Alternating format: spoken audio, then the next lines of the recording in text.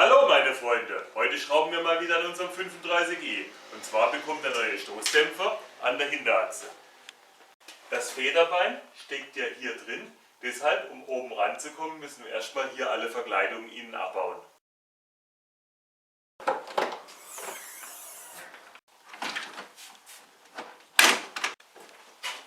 Die obere Schiene hier ein paar Schrauben, eine an der Ecke, dann zwei große hier.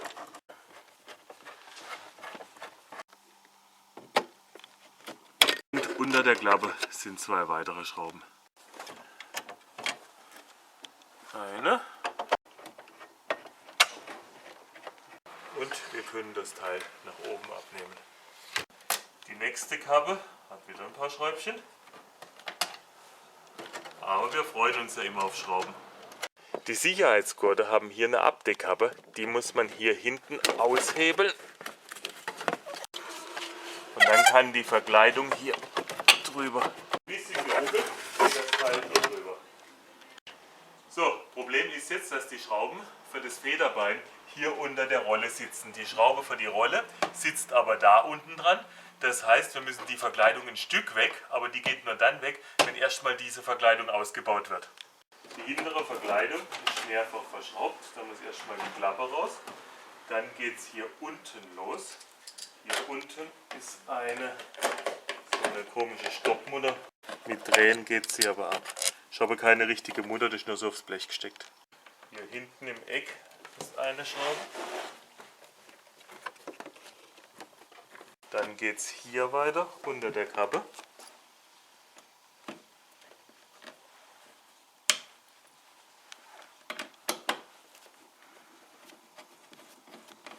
Hier sind zwei weitere. Die braucht er nicht, aber die und die.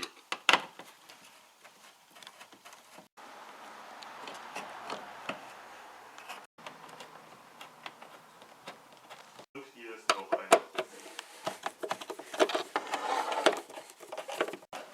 Da ist sie ausgeklipst.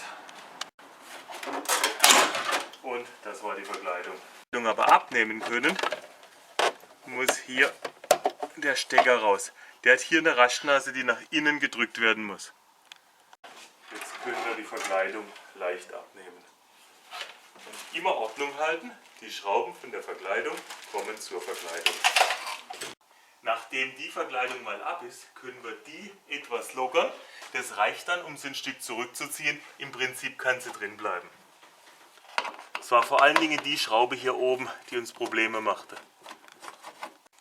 Dann haben wir da unten wieder eine von diesen komischen Blechmuttern. Und jetzt hat man hier ein bisschen Bewegungsfreiheit, dass man so weit rankommt. Vor allen Dingen hat man jetzt genügend Freiheit, um an die Schraube für den Gurthalter zu kommen. Die Schraube für die Gurtrolle hat 17er Schlüsselweite und sie hat sich gerade ergeben. Jetzt kann die komplette Rolle hier abgelegt werden. Jetzt kommt man auch einwandfrei an die Schrauben des Federbeins hier und hier dran. Wir lösen die Federbeinschrauben. Das Fahrzeug steht immer noch auf dem Rad.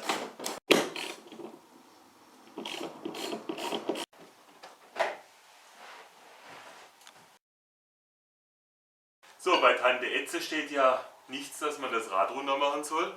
Aber wie man das Federbein später ohne das abgenommene Rad rauskriegen soll, weiß ich nicht. Also Rad runter. So, lockern wir mal die Radmutter. Jetzt geht's im Keller weiter. Hier kommt man natürlich an die Schraube von dem Stoßdämpfer unten wieder nicht bei, weil der Auspuff im Weg ist. Wir probieren es mal mit dem geraden Ringschlüssel und als anständige Verlängerung machen wir hier noch eine Nuss drauf. Und wir haben gewonnen. Mal kontern und dann geht's auf.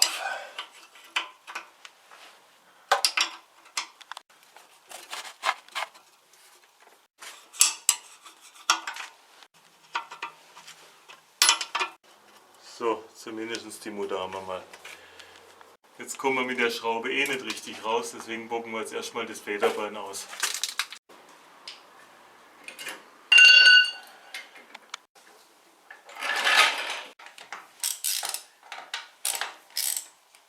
Nehmen wir mal das Rad ab und dann sehen wir das Federbein in aller Schönheit. Machen wir die Schrauben oben noch vollständig raus, damit das Federbein auch schön runterfallen kann. Und jetzt kommt man mit der Schraube auch am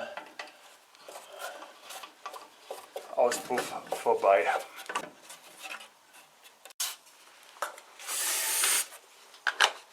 Mit dem Wagenheber drücken wir jetzt erstmal den Stoßdämpfer ab, bis er nach unten rausgeht. Und jetzt müsst ihr das Federbein ein bisschen anlupfen, ein paar Grad verdrehen und dann geht es oben aus der Halterung. Okay. So, jetzt können wir wieder vorsichtig ablassen, weil die Achse braucht jetzt keine Spannung mehr.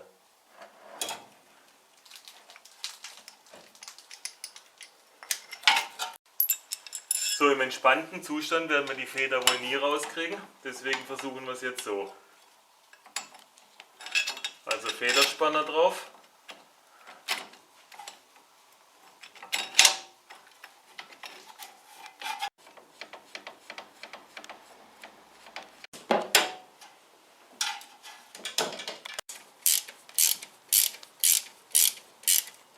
Hier oben ist eine Runddichtung, die können wir abnehmen.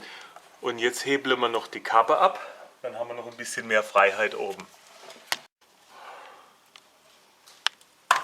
Sehr schön. Wenn man genügend Freiraum hat, kann man das Federbein dann irgendwann mal entnehmen.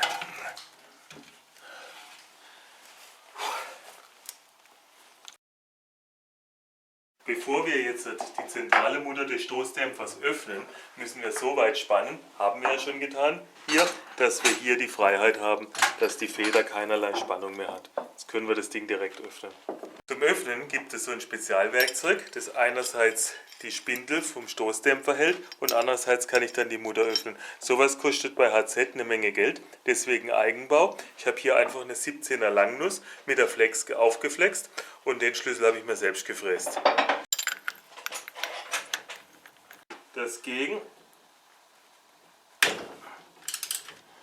Jetzt geht es natürlich mit dem Ringschlüssel einfacher.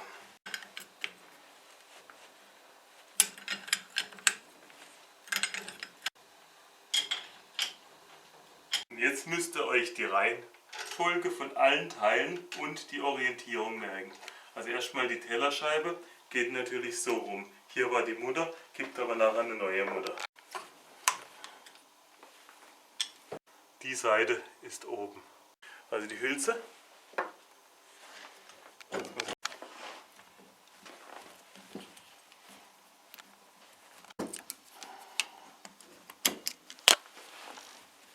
Mit viel Gewalt geht er dann raus. Jetzt haben wir wenigstens mal den Stoßdämpfer. So, das geht oben noch ab.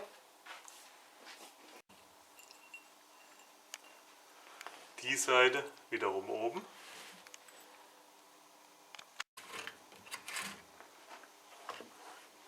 So. Und das sind die Einzelteile der Manschette.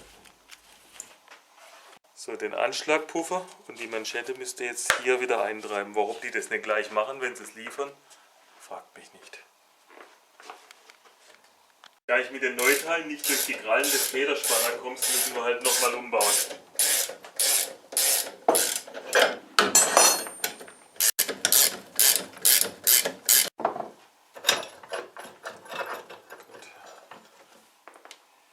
Okay. So, jetzt kommt der untere Aufschlagspuffer hier so rein. Eine neue Scheibe haben wir hier auch dafür.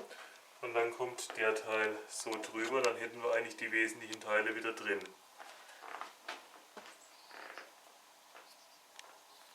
Stoßdämpferstange dadurch. Ach, die machen wir erstmal lang. So. Hier ist noch eine Kappe drauf, die brauchen wir zumindest für dieses Modell nicht. Einfädeln, so wie beim Spießchen machen, alles muss drauf, alle müssen mit. Jetzt kommt die Scheibe da innen rein, jetzt liegt sie auch an der richtigen Stelle und jetzt kommt der Deckel wieder drüber.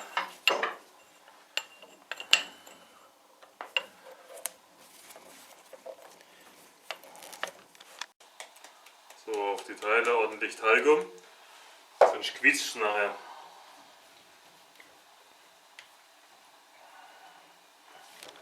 Wenn ihr das obere Lager einsetzt, müsst ihr jetzt aufpassen, hier ist ein Anschlag für die Feder und der muss hier auf das Ende der Feder einsetzen.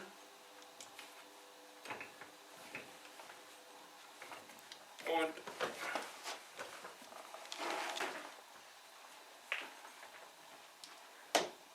jetzt ist er drin. Bevor wir weitermachen, müssen wir das Teil wieder spannen. Also kommen die Federspanner wieder drauf. Das obere Lager drin und die Metallhülse sitzt auch schon. So, dann kommt die Tellerscheibe drüber und die neue Mutter drauf.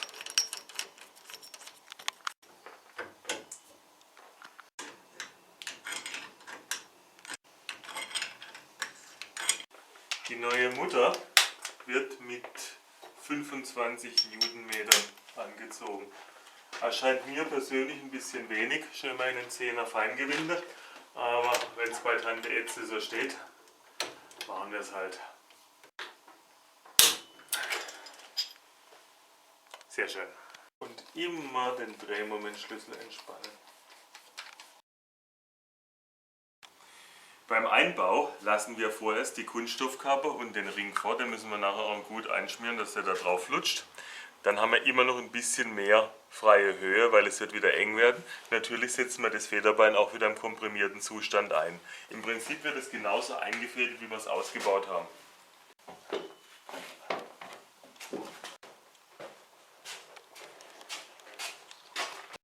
Da machen wir noch ein bisschen Flutschi drauf. So, die eine Schraube kommt hinten an der Ecke und die andere ist vorne an der Ecke. Passt also. Bevor wir die Kappe einschlagen, fetten wir die gut, dass da auch nichts bricht. Beim Einsetzen dieser Kappe müsst ihr darauf achten, dass diese Haken nicht auf der Schraube stehen, weil sonst passt es oben nicht. Zum Einschlagen der Kappe nehmen wir jetzt am besten gerade so ein Stück Abflussrohr, dann trifft es die rund.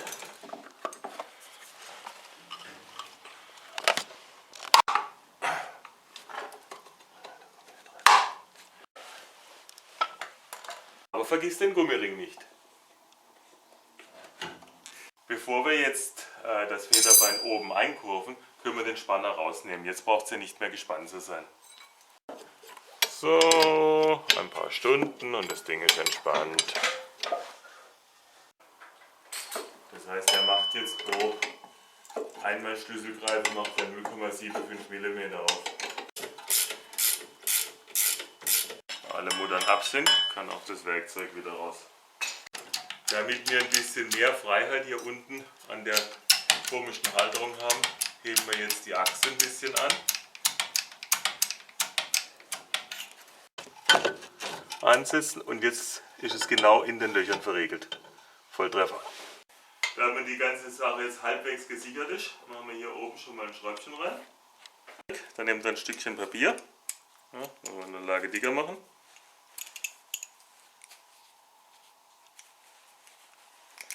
Und jetzt fällt die Schraube nicht unten in die Verkleidung.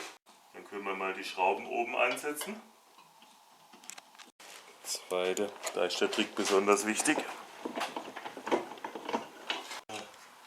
Nachdem wir oben mal so weit drin sind, können wir jetzt hier langsam einpeigen. Ich fahre mal ein ganz kleines Stück runter.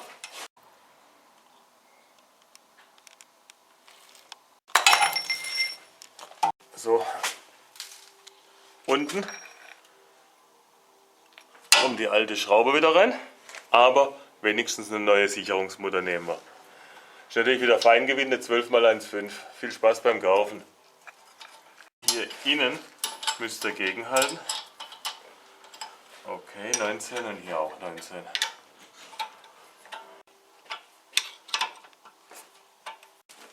Anzugsmoment für die Schraube beträgt 70 Newtonmeter. Jetzt können wir auch die oberen Schrauben noch anziehen.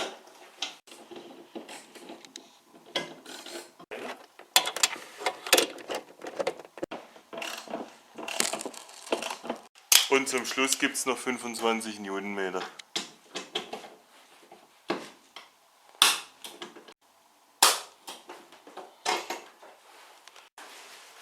Zum Schluss kommt das kleine Rädchen wieder drauf.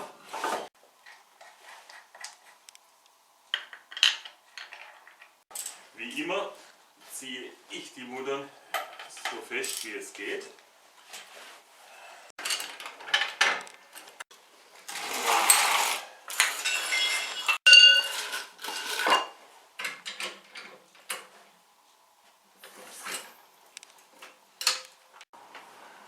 Zum Schluss bekommen die Radmuttern, oder Schrauben sind es ja, noch ihre 120 Newtonmeter.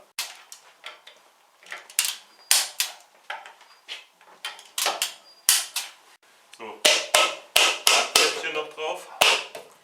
Jetzt geht es mit der Innenverkleidung weiter. Wenn ihr die Rolle einbauen wollt, gibt es nur eine Lage, und zwar die, wo man sie halbwegs ziehen kann. Und ein bisschen abwickeln und schauen, dass ihr nicht verdreht habt. Die Rolle hier hinten in die zwei Blechnasen eingesetzt. Dann kommt die Schraube da unten rein. So, dann ziehen wir sie mal leidlich an. Und dann bekommt das Teil 40 Newtonmeter mit dem Drehmomentschlüssel. So, dieses ganze Puzzlespiel müssen wir nun zusammensetzen. Und dann schauen wir mal, wie viele unnötige Schrauben Volkswagen verbaut hat. Das sind nämlich die, wo nachher übrig sind. Und dann kommt hier oben eine von den Schrauben drauf. So, jetzt kommt das große Seitenteil. Das muss jetzt vor allen Dingen, hier müsst ihr aufpassen, weil wir das in der Mitte nicht losgemacht haben, muss es hier unten untergehakt werden. Dann muss es hier drunter und muss jetzt so hier rein. Ja. Drauf. Jetzt aber noch nicht festmachen, wir müssen erst den Lautsprecher einstecken.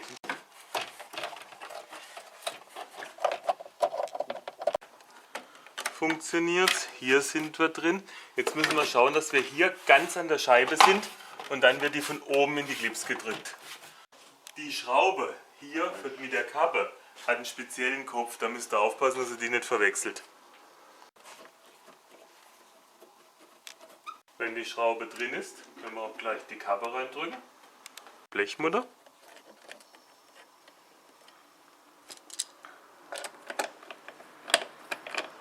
Hier hinten im Eck ist eine weitere Schraube.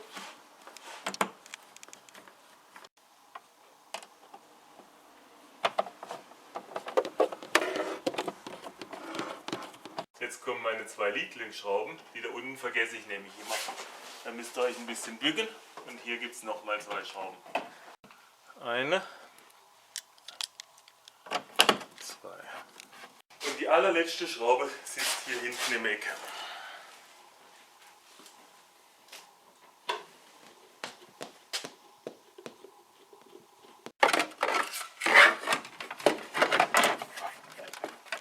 Zwei Schrauben, eine hier vorne und die zweite von hier. Richtig einfädeln. Wenn man es richtig erwischt hat, knipst es gerade so rein. Jetzt kommt die Serviceklappe noch an ihren Platz. Das ist ja praktisch solche Fächer, wo man das ganze Werkzeug unterbringen kann. Jetzt kommt noch diese Schiene für die schöne Abdeckung im Kofferraum. Allerdings müsst ihr hier aufpassen. Da gibt es nämlich metrische und Blechschrauben. Und in beliebiger Reihenfolge. Erst kommt eine Blechschraube, dann kommt eine metrische, dann eine Blechschraube und dann zwei metrische.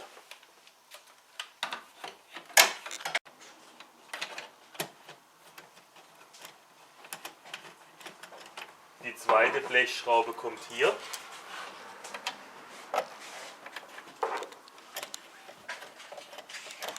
Noch am Ende. Gleich zwei Stück.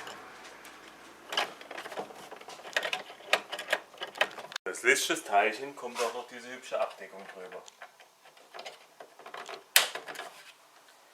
So, jetzt müssen wir noch in den Keller gehen und dafür sorgen, dass die Stoßdämpfer auch anständig entsorgt werden. Die Stoßdämpfer könnt ihr nicht einfach fortwerfen, weil da ist ja Öl drin. Deswegen müssen wir sie jetzt fachgerecht entsorgen. Um das Öl aus dem Stoßdämpfer zu bekommen, brauchen wir hier zwei Bohrungen. Die eine Bohrung ist 20 mm unter der Kante, die andere Bohrung ist 60 mm unter der Kante. Wir machen also bei 20 mm eine Markierung und wir machen bei 60 mm eine Markierung. Machen wir hier mal ein Zentrum und wir machen hier ein Zentrum. Wenn wir den Stoßdämpfer einspannen, muss die Stange immer nach unten zeigen. Ganz, ganz wichtig. 3 mm für das obere Loch. Die Stoßdämpfer stehen ja unter Druck. Schutzbrille, sonst landet er noch beim Augenarzt.